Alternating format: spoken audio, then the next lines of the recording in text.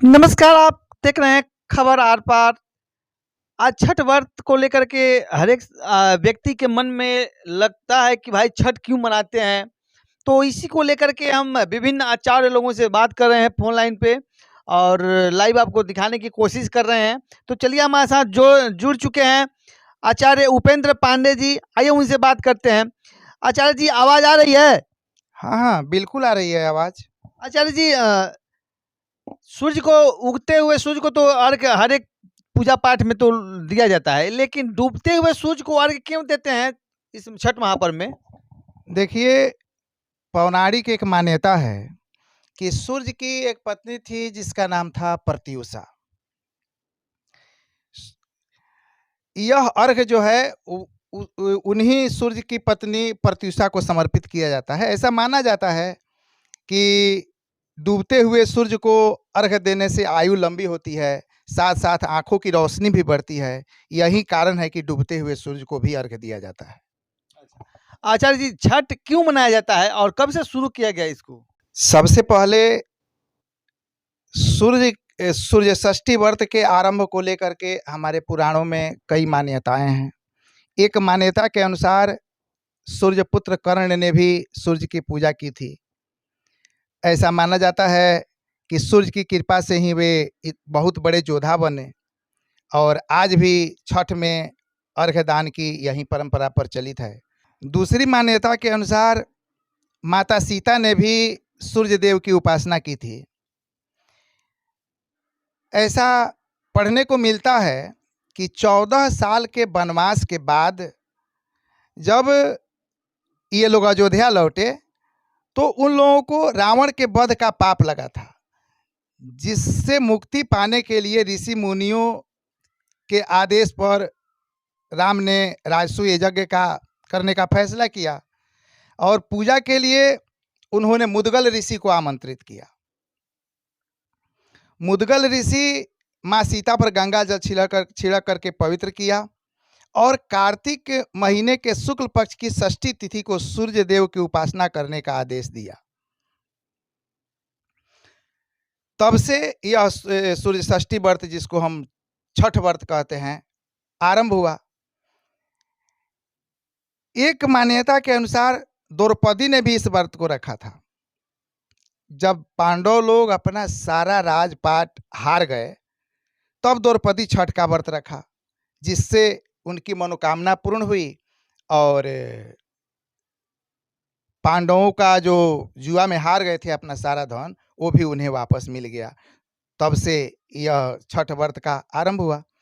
एक किंवदंती में एक और बात प्रचलित है कि प्रियव्रत नामक राजा को कोई संतान नहीं थी। उसने बहुत सारे प्रयत्न किए कि हमें संतान हो, लेकिन संतान की प्राप्ति नहीं हो रही थी। तो संतान प्राप्ति के लिए महर्षि कश्यप ने उन्हें पुत्रेष्टि यज्ञ करने का परामर्श दिया। यज्ञ के बाद महारानी को एक पुत्र रत्न की प्राप्ति हुई और वो भी मरा ही पैदा हुआ, जिसके चलते सारे नगर में शोक छा गया।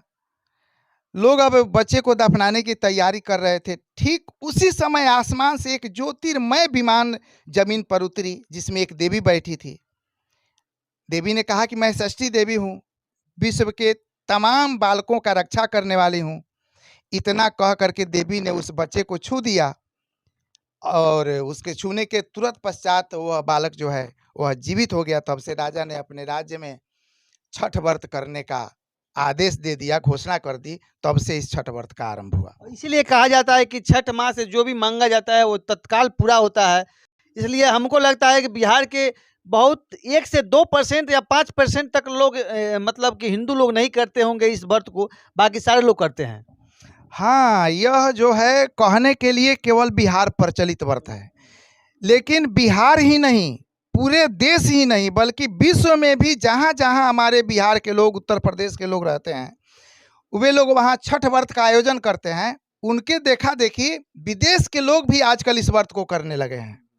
जैसा कि मैंने अभी देखा था मोबाइल के माध्यम से,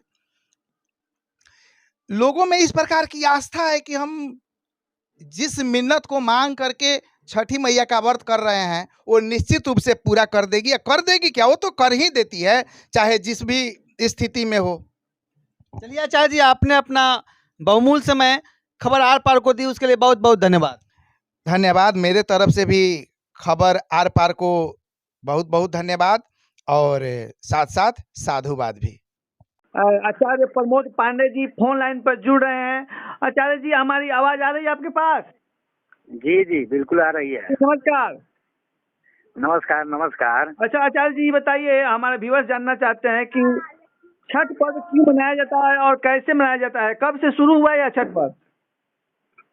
देखिए, ब्रह्मण्य पुराण के प्रकृति खंड में बताया गया है कि सृष्टि के अधिष्ठात्री प्रकृति देवी के एक प्रमुख अंश को देव सेना कहा गया है, और प्रकृति के छठा अंश होने का इनका नाम एक प्रचलित है षष्ठी देवी, जो हम लोग कार्तिक महीना के शुक्ल पक्ष के षष्ठी तिथि को हम लोग छठी मैया के नाम से जानते हैं। और षष्ठी देवी कार्तिक की धर्मपत्नी है और ब्रह्मा जी के मानस पुत्री है। यह बालक को आयु की रक्षा करती है। ब्रह्मण्य पुराण के अनुसार ये देवी सभी बालकों की रक्षा करती है और उन्हें लंबी आयु देती है, इसलिए षष्ठी व्रत हम लोग मनाते हैं। और यह सबसे पहले माँ सीता ने इस व्रत को किया था।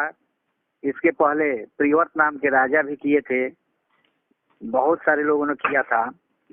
और षष्ठी देवी को स्थानीय बोली में हम लोग छठ मैया भी कहते हैं। षष्ठी देवी को ब्रह्मा जी की मानस पुत्री भी कहा गया है, जो निसंतान को संतान देती है और सभी बालकों की रक्षा करती है। कार्तिक शुक्ल पक्ष के अलावा आज देश के बच्चों के जन्म के छठे दिन षष्ठी की पूजा की जाती है, और पुराणों में इनका नाम कात्यायनी देवी है। और नौ दुर्गा में जो षष्ठी देवी है कात्यायनी, इन्हीं के द्वारा सूर्य की उपासना किया जाता है। इसमें सूर्य भगवान की पूजा होता है और षष्ठी देवी की पूजा होता है, इसलिए हम लोग छठी मैया कहते हैं। जी आचार्य जी, आपने बहुत शॉर्टकट में अच्छा बात बताया। हम आशा करते हैं कि हमारे व्यूअर्स सुनकर संतुष्ट हो जाएंगे। तो हमने आपको बताने की कोशिश की कि किस तरह से छठ को मनाना चाहिए, कौन पहले किया था, कब से चल कर आ रहा है यह छठ व्रत, और आज तक, आज बिहार में ही नहीं बल्कि अब पूरे विश्व में किस तरह से मनाया जा रहा है।